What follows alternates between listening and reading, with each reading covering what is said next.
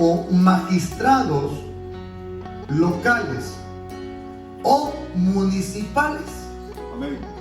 Y estos hombres se encargaban de atender los intereses del César y eran conocidos como lo peor de lo peor. Lo peor de lo peor.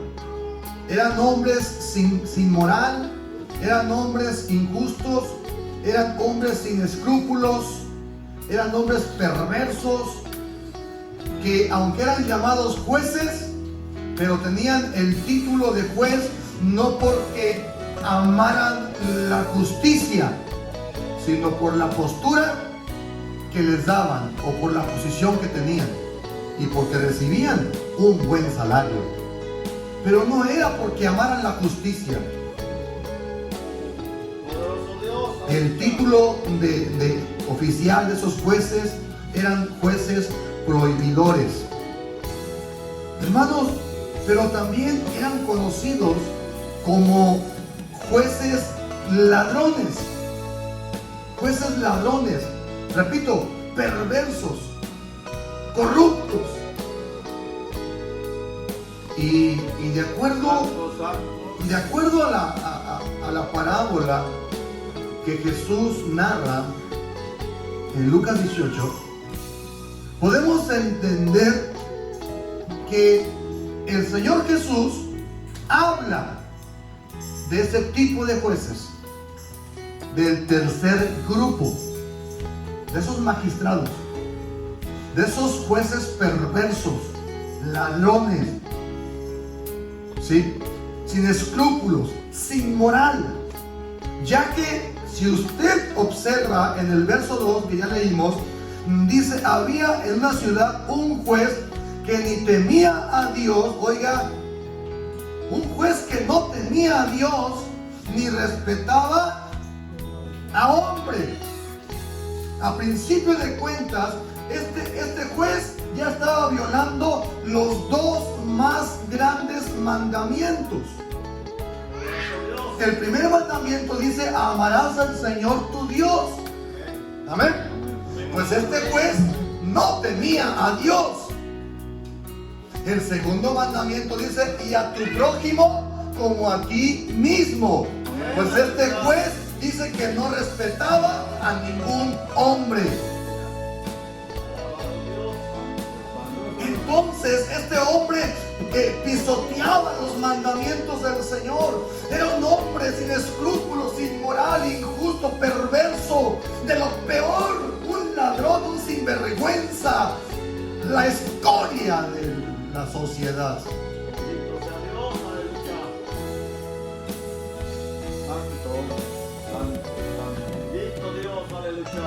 Imagínense con el pez que estaba encarando la viuda. Bueno,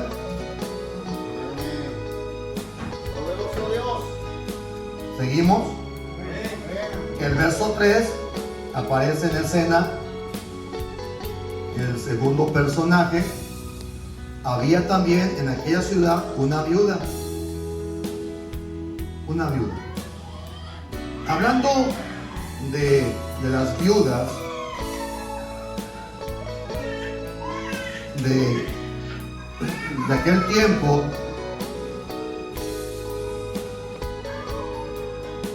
hablando de las viudas, hermanos, una viuda,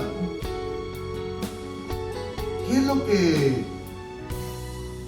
figura representa o representaba una viuda? Una viuda representa a un sector, escuchen, y no hablo solamente sector de mujeres, hablo de la sociedad. Una viuda representa a un sector extremadamente vulnerable, indefenso.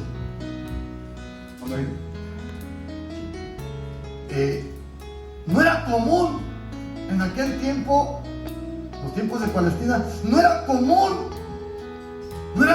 que una mujer fuese ante un tribunal, ante el juzgado, si esta mujer tenía padre o tenía esposo o tenía un tío, un primo, un hermano, un hijo, alguien, algún varón que la representara. Habiendo un varón que la representara, esa mujer no tenía que ir ante el tribunal para poder llevar a cabo algún juicio, algún asunto legal. Iba el varón. Esa era la costumbre. Pero si en este caso fue la viuda la que se presentó directamente con el juez, ¿sabes qué está indicando? Que esta viuda estaba completamente desamparada. Estaba sola, desamparada. Imagínense, hermano. Imagínense el cuadro que Jesús está presentando ahí. Está crítico, está triste. Un juez perverso, sin escrúpulos, sin moral, sucio, de lo peor, ladrón, sin vergüenza, sin temor de Dios, que no respetaba ni a hombre, a nadie, que no amaba la justicia, que estaba ahí solamente por los intereses económicos, financieros y por la postura que le daba ese trabajo. Alabado Dios, aleluya. Y una mujer indefensa, una viuda sin tener quien viera por ella. Santo. ¿Cómo ve el cuadro usted? Alabado sea Dios, aleluya. ¿Cómo ve el cuadro? Las viudas, incluso las viudas, en aquel tiempo se dice que eran vendidas para pagar algunas deudas.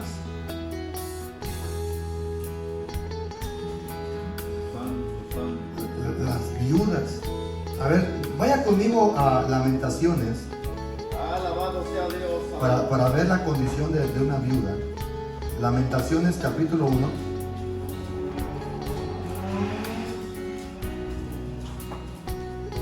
Lamentaciones capítulo 1, verso 1 y 2. Dice, como ha quedado sola, dice, ¿cómo ha quedado sola la ciudad populosa? Esa ciudad popular quedó sola. Dice, la grande entre las naciones se ha vuelto, ¿como qué, hermano? O sea, sola, desamparada. La señora de provincias ha sido hecha tributaria. Amargamente, vea la condición de una viuda, amargamente llora en la noche y sus lágrimas están en sus mejillas. No tiene quien la consuele. De todos sus amantes, todos sus amigos le faltaron, se le volvieron enemigos. Entonces, este verso de alguna manera nos describe la situación tan precaria y tan difícil y tan complicada que pasaban las viudas. Bueno. Ahora, otro punto importante de los usos y costumbres o de la vida de los hebreos, los judíos, es que en aquel tiempo, hermanos, las mujeres se casaban muy jóvenes. Se dice que a los 13, a los 14, 15 años ya se casaban. Ya se casaban. Alabado Dios. Entonces, al hablar de una viuda aquí, no meramente está hablando de una viuda ya grande de edad. Podía ser una viuda joven.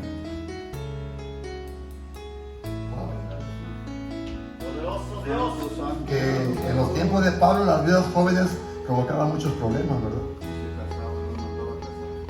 Y decían, no, pues que se casen las viudas jóvenes. Y no nada más reconozcan y apoyen a las viudas más grandes, ¿verdad? Pero bueno, no es el punto. Hermanos, y sigue hablando la escritura. Estamos en el verso 3 de Lucas 18. Había también en aquella ciudad una viuda, la cual venía a él diciendo, hazme justicia de mi adversario. Aquí, hermanos, está pidiendo justicia la viuda. No explicó el Señor en la parábola de cuál era el problema legal de la viuda. No explica el Señor cuál era su asunto que llevaba ante el juez, ante el tribunal. No explica. Podría haber sido un problema sobre algún inmueble o algún problema de finanzas, alguien, no sé. Pero hermanos, ella llevaba un caso ante el juez y pedía que se le hiciera justicia. Oiga, ella no estaba pidiendo atenciones especiales hacia su persona como viuda. No, eso no estaba pidiendo ella. Ella lo que estaba pidiendo era justicia. Un derecho que tenía. Puesto que Dios, desde los tiempos de Moisés, de la ley de Moisés, el Señor, hermano, el Señor ordenó y estableció que no se le hiciera agravio a las viudas, que se atendiera a las viudas. Dios lo estableció. Pero estos jueces tremendos estaban pasando por alto esos mandamientos porque no temían a Dios. ¿Seguimos? Hazme justicia de mi adversario. El verso 4. Y él dice que no quiso por algún tiempo. Pese a que la demanda de la viuda estaba ahí, hermanos, estaba presente día con día. Dice que no quiso el juez escucharla, hizo oído sordo, la ignoró, la despreció. Dice, y él no quiso por algún tiempo. ¿Cuánto tiempo? No sé, usted póngale el tiempo que quiera. Hermano, está abierto que usted le pueda poner el tiempo que quiera. Dice que por algún tiempo, una semana, un mes, 3 meses, medio año, un año o más de un año, no lo sé. Pero por un tiempo el juez no quiso hacerle justicia. Pero yo puedo entender, hermano amado, que sí habla de un tiempo largo. El ruego y la súplica de la viuda se prolongó en grande manera. Porque dice en el verso 4, pero después de esto dijo dentro de sí, aunque ni temo a Dios, óigate, sin vergüenza. Él mismo confesaba y reconocía su estado moral que tenía tan pervertido. Él mismo confesaba diciendo, pues aunque ni temo a Dios, ni tengo respeto a hombre. Él estaba consciente de quién era.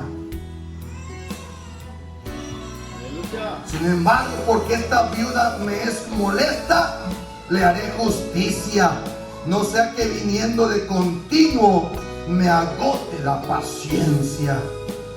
Como diciendo, no vaya a ser que esta mujer siga viniendo y esté viniendo por siempre y siempre esté viniendo y siempre esté viniendo y no me la quite de encima. Mejor, nada más por eso le voy a hacer justicia.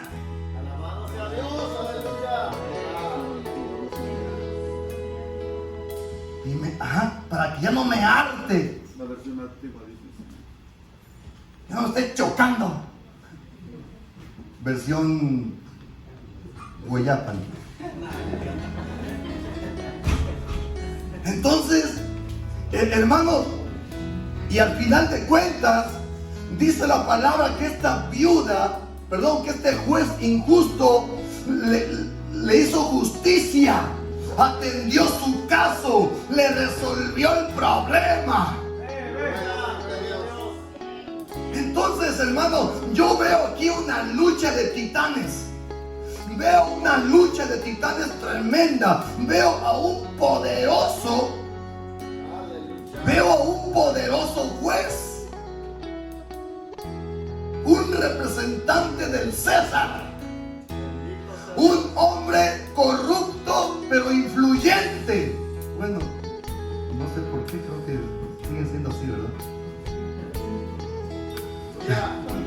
Muy influyente en las altas esferas, pero corrupto, de una mente sucia, sin escrúpulos, sin temor de Dios, no respetaba a nadie, soberbio, altivo, arrogante, indeseable. Y usted póngale los calificativos que quiera. De plano, pues. Y una mujer débil, una mujer indefensa, una pequeña mujer, hermano, sola. Y dése cuenta, amado hermano, amada iglesia, como esta mujer pequeña, débil, una mujer pobre de espíritu, una mujer, hermano, indefensa, sin tener quien la representara, le ganó al poderoso juez injusto. Ella venció, amado hermano.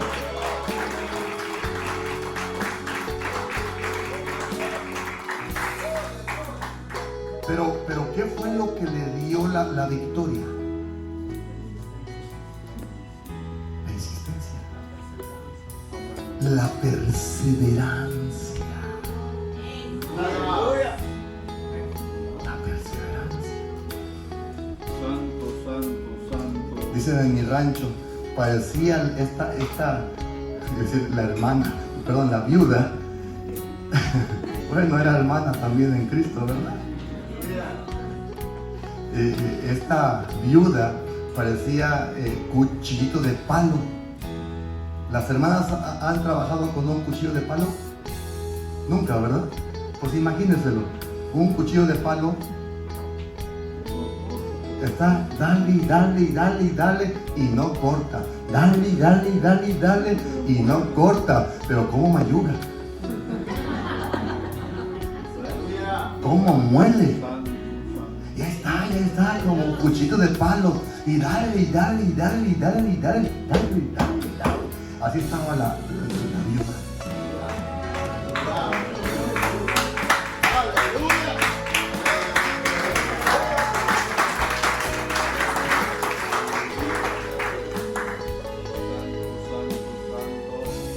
Y venció a ese terrible, que ya me cayó mal.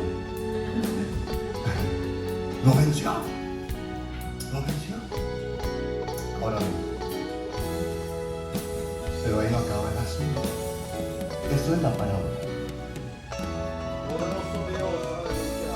Pero, y ese es el mensaje que Jesús está lanzando aquí en la parábola. Dice en el verso 1, y también le refirió Jesús una parábola sobre la necesidad. Diga conmigo, orar es una necesidad. ¿Cuántos tienen necesidad? Entonces oren. Los que no tengan absolutamente ninguna necesidad, ahí entren. No oren, hermano. ¿Para qué van a orar? No tienen necesidad. Pero los que tienen por lo menos una necesidad, hay que estar orando.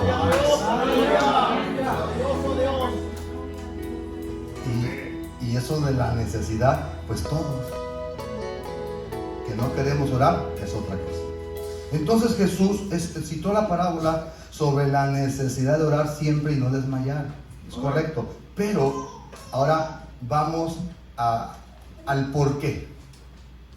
Vamos al por qué. ¿Por qué? Diga conmigo, ¿por qué? Pero la pregunta, ¿por qué dijo usted por qué?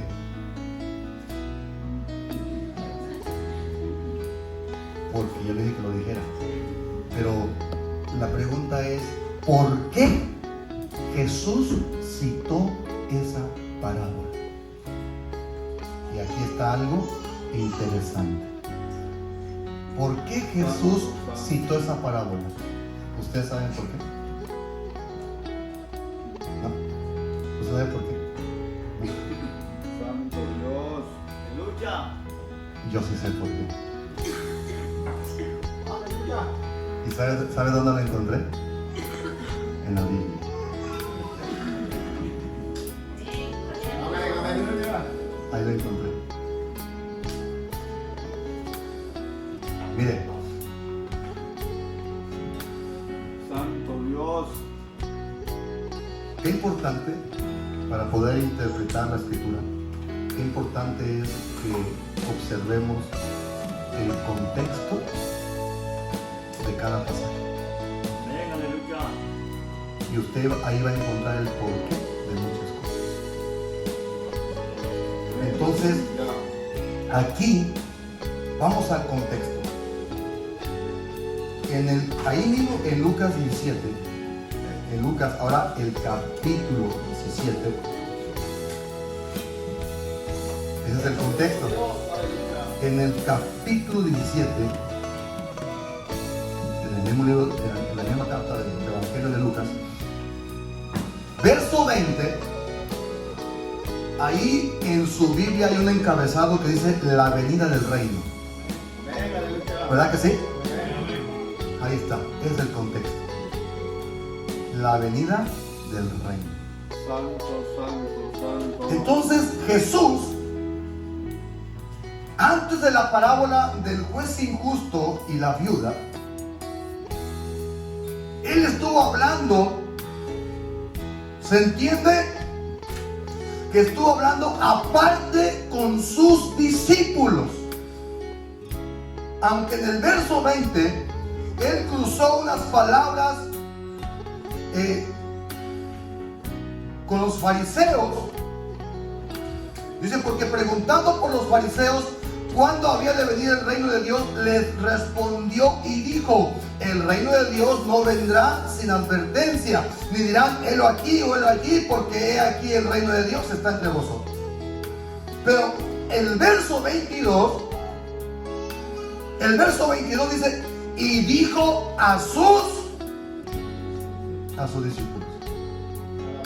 Se entiende que después apartó a los discípulos. Vengan mis discípulos, vengan pues, ándenle. Vengan mis discípulos, vengan. Y jaló a sus discípulos aparte. Ya fue. Para hablarles lo que está escrito en el verso 22. Y en el verso 22, y apaguen los celulares. Y bueno, nada más los están grabando, déjalos prendidos. Y dijo a sus discípulos, tiempo vendrá cuando desearéis ver uno de los días del Hijo del Hombre y no lo veréis. Y os dirán, helo aquí o helo allí, no vayáis ni lo sigáis. Porque como el relámpago que al fulgurar resplandece desde un extremo del cielo hasta el otro, así también será el Hijo del Hombre en su día. ¿En qué día? En el día en que ha de venir para llevarse a su amada, la iglesia, y celebrar las bodas del Cordero.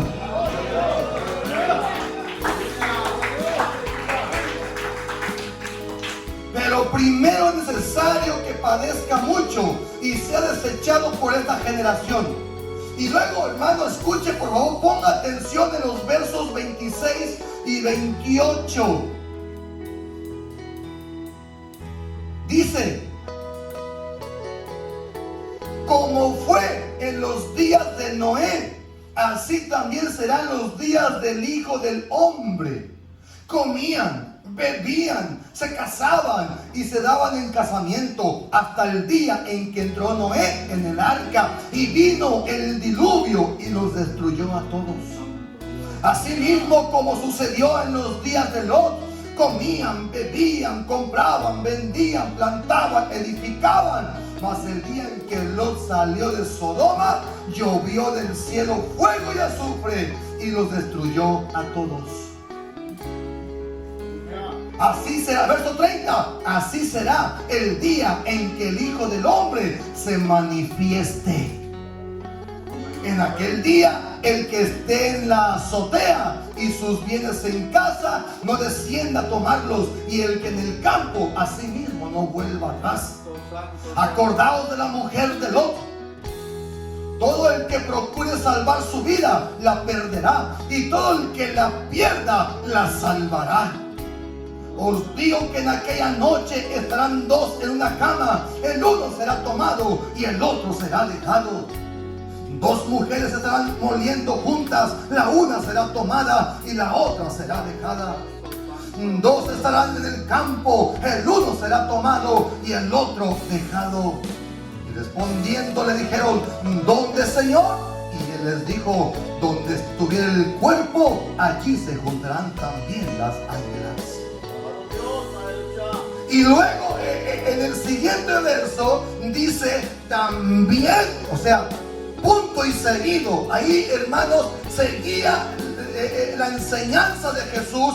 Dicho lo anterior, dicho las señales que se manifestarían antes de su venida o el día de su venida, hermanos, dice, también les refirió Jesús una parábola.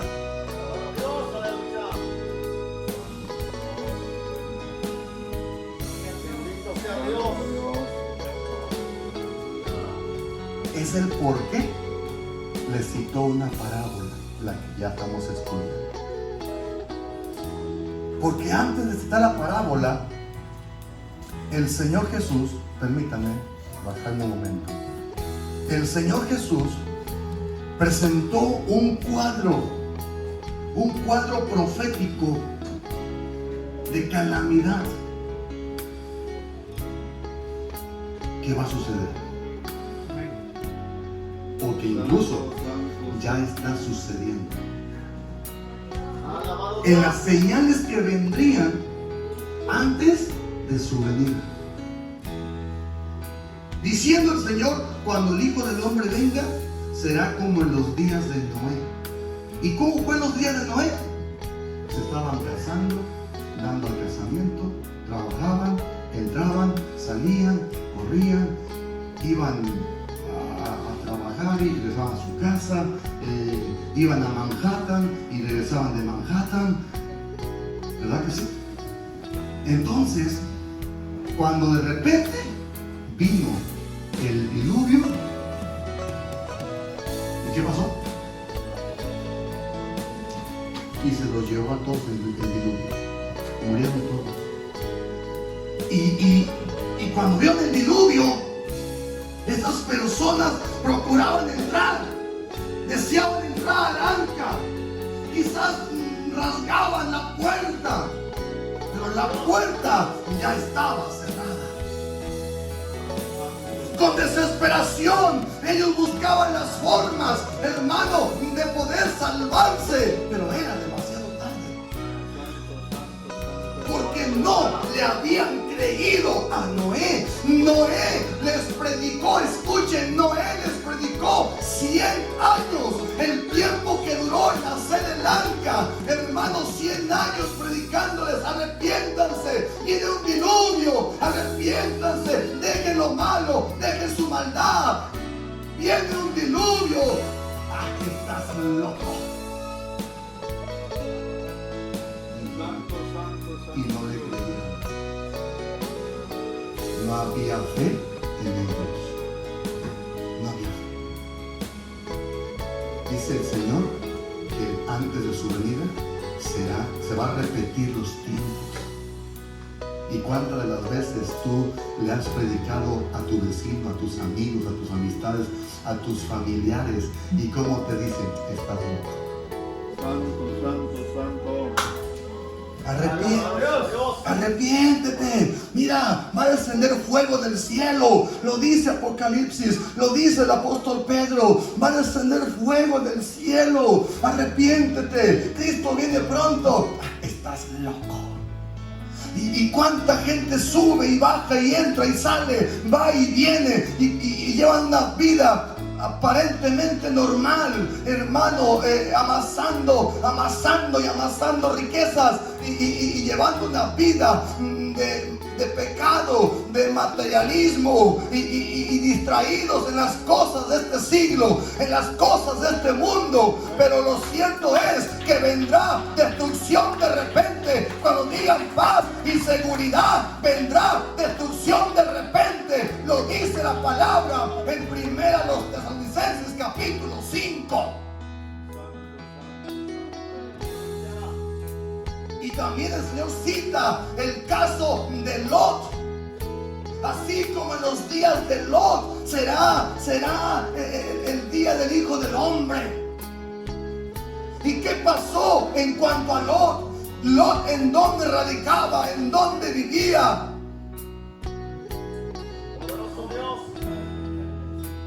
En las ciudades de Sodoma y Gomorra. ¿Y cómo eran esas ciudades?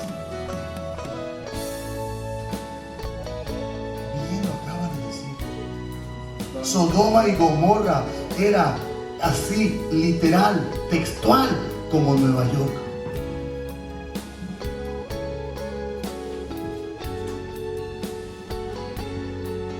Y como San Francisco. Le agregué otra más, pero es que es Sodoma y Gomorra.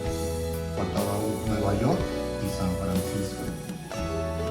¿Sabes por qué cita San Francisco, California? Porque en San Francisco es la cuna de los sodomitas.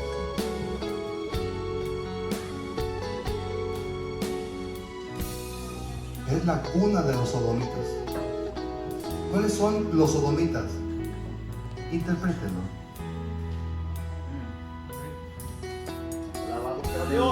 Y eso es lo que abundaba en Sodoma y Gomorra. Y abundaba el pecado. Dice la palabra, amados hermanos, y Jesús lo menciona. Son palabras del Señor. Así mismo como sucedió en los días de Lot, comían, bebían, compraban, vendían, plantaban. Era una ciudad próspera, ¿sí o no, Pastor Raúl? Eran muy prósperos. Plantaban, comían, vendían, compraban, edificaban. Y quizás porque eran muy prósperos es que se dio mucho el pecado. Porque quizás sentían que no tenían ninguna necesidad de Dios.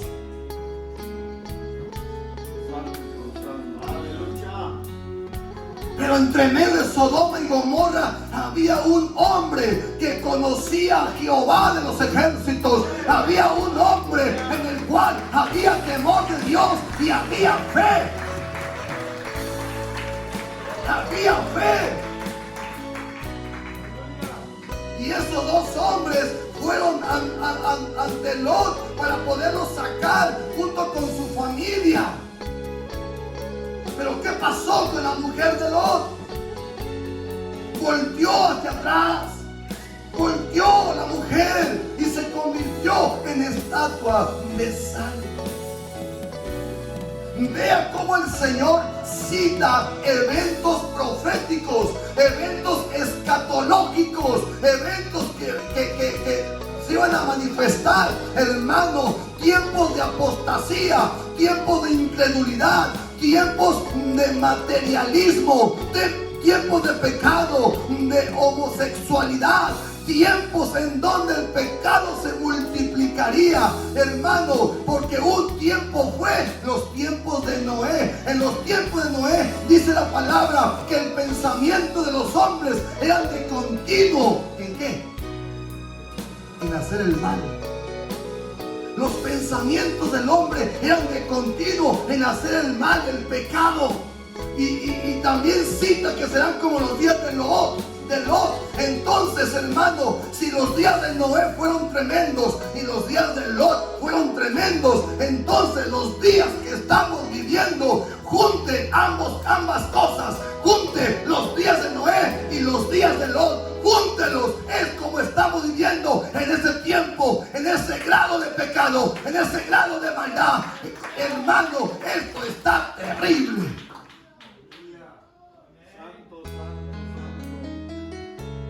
Terrible.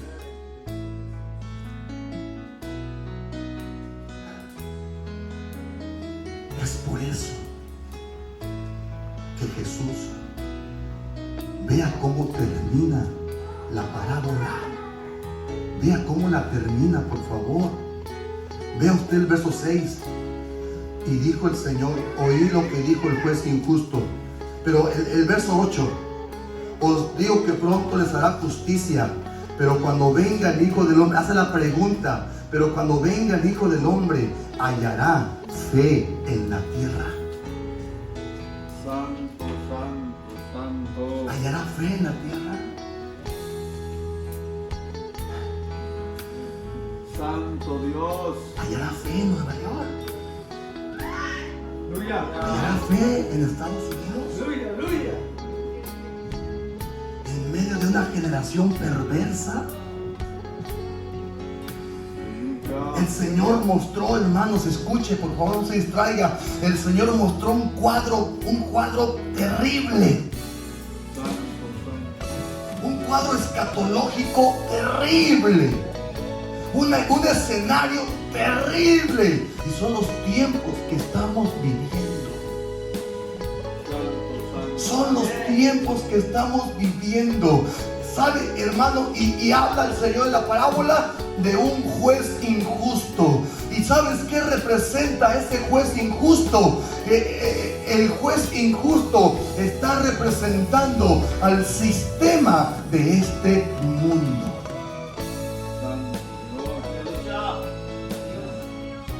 El sistema de este mundo es de continuo injusticia. El sistema de este mundo es injusticia. Es una completa y total injusticia.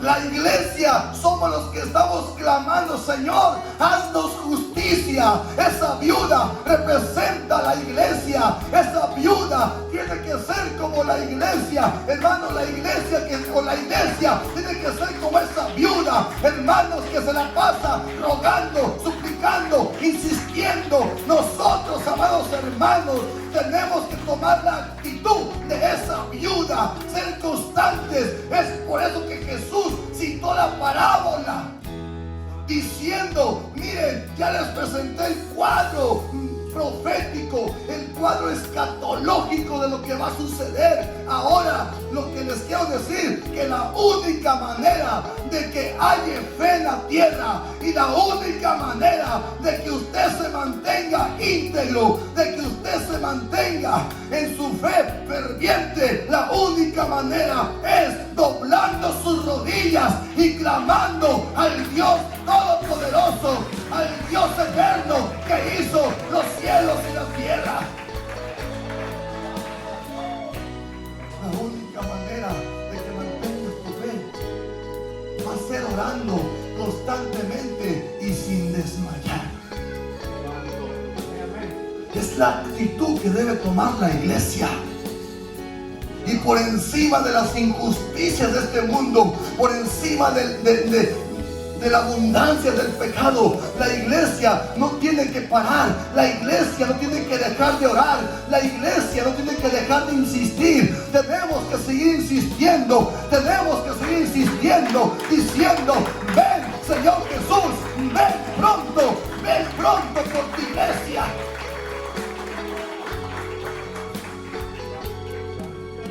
Y el Señor nos da el consuelo. y la fortaleza, diciendo: oíd lo que dijo el juez injusto. ¿Y acaso Dios no hará justicia a sus escogidos que claman a Él día y noche? ¿Se tardará en responderles? Os digo que pronto les hará justicia. Os digo que pronto les hará justicia. ¿Cuántos alaban su nombre?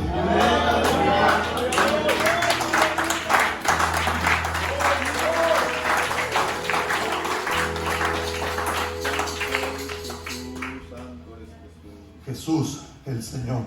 Póngase de pie, por favor. Jesús, el amado.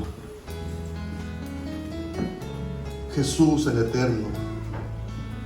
El santo. El camino, la verdad y la vida. Él nos previene. Amén. Siempre nos previene a través de las Escrituras. Amén, amén, amén. Solamente lo que hace falta es que las interpretemos correctamente. Que las interpretemos para que podamos entender el mensaje del Señor. No estamos solos. Gloria a Cristo. Y lo que me llama la atención, el objetivo de la parábola, Jesús lo dijo, o la palabra lo dice, Lucas lo mencionó en el versículo 1 de Lucas 18. También le refirió Jesús una parábola sobre la necesidad de orar siempre y no desmayar. La palabra desmayar, del griego ekakeo. La palabra desmayar, del griego ekakeo o ekakeo. ¿Sabe de qué habla? De renunciar a algo por agotamiento. Eso es lo que significa ekakeo. Renunciar a algo por agotamiento.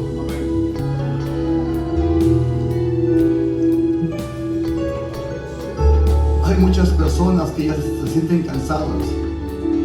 Santo Dios. Se han cansado de ser cristianos. Se han cansado de hacer lo bueno o de hacer el bien. Dice segunda a los Tesalonicenses, capítulo 3, verso 13.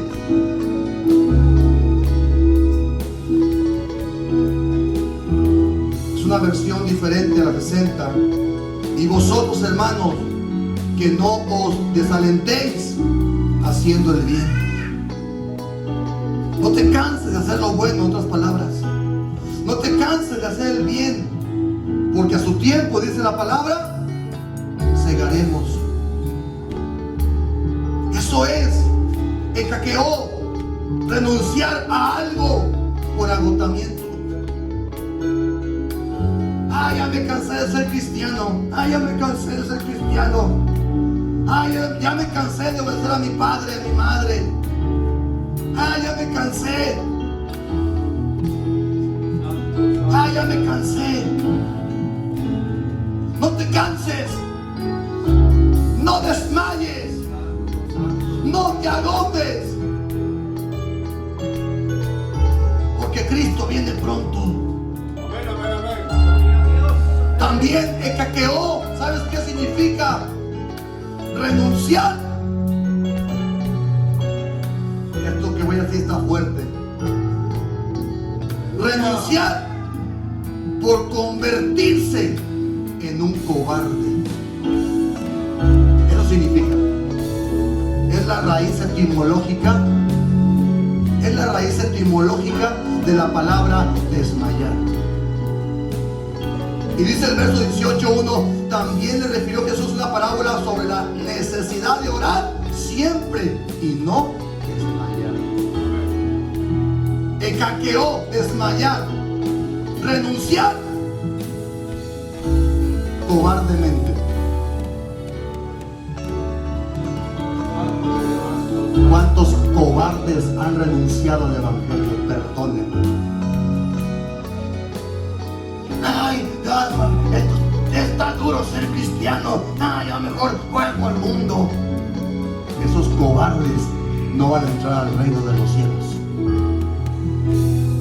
por ser unos cobardes. Con cuánta razón dice la palabra, Jesús lo dijo, porque en el reino de los cielos se sufre violencia y solamente los valientes lo arrebatan.